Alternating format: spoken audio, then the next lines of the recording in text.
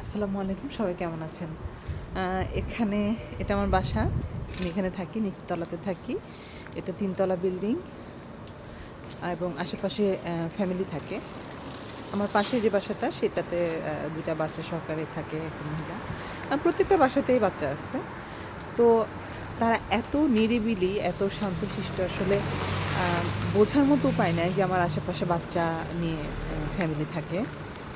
আহ কিন্তু যখনই আমি বের হই আমার নেবারদের সাথে যখনই আমার দেখা হয়, তখনই তারা যার সাথেই দেখা হোক না কেন বলবে যে আমরা খুবই দুঃখিত। বাচ্চা-কাচ্চার জন্য হয়তো একটু নয়েজ হয়। কিছু মনে করবেন না। মানে আমি অবাক হই। কোনোরকম কোনো মানে এ পর্যন্ত আমি আসলে সেরকম কোনো শব্দই পাইনি।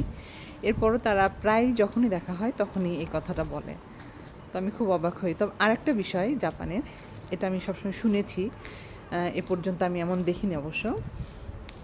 আমি শুনি যে আ যদি কেউ বাসার মধ্যে বেশি শব্দ করে অথবা বেশি আম নয়েজ করে, সেক্ষেত্রে নাকি জাপানিজরা সরাসরি না বলে পুলিশকে বলে, পুলিশকে খবর দেয়। পুলিশ এসে নাকি এটা আ যার বাসা থেকে কমপ্লেন আসে তাদের সাথে কথাবার্তা বলে।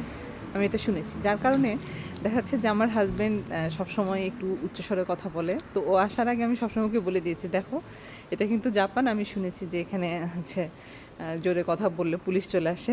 তুমি কিন্তু জোরে কথা বলতে পারবা না এখানে।" তো এটা আসলে আমার কাছে খুব হাস্যকর এবং খুব লাগে যে আসলে এত বাংলাদেশে যখন ছিলাম তখন তো এই ধরনের শব্দ আমরাও করতাম, আমাদের বাসাতেও আসতো। কখনো আসলে এটা নিয়ে কখনো চিন্তা ভাবনা করিনি। কিন্তু এখন দেখা যাচ্ছে যে বাসার মধ্যে একটু জোরে কথা বলা অথবা একটু জোরে শব্দ হলে ভয় লাগে। যে সত্যি যদি কেউ কমপ্লেন করে, পুলিশ-টুলিশ যদি আসে।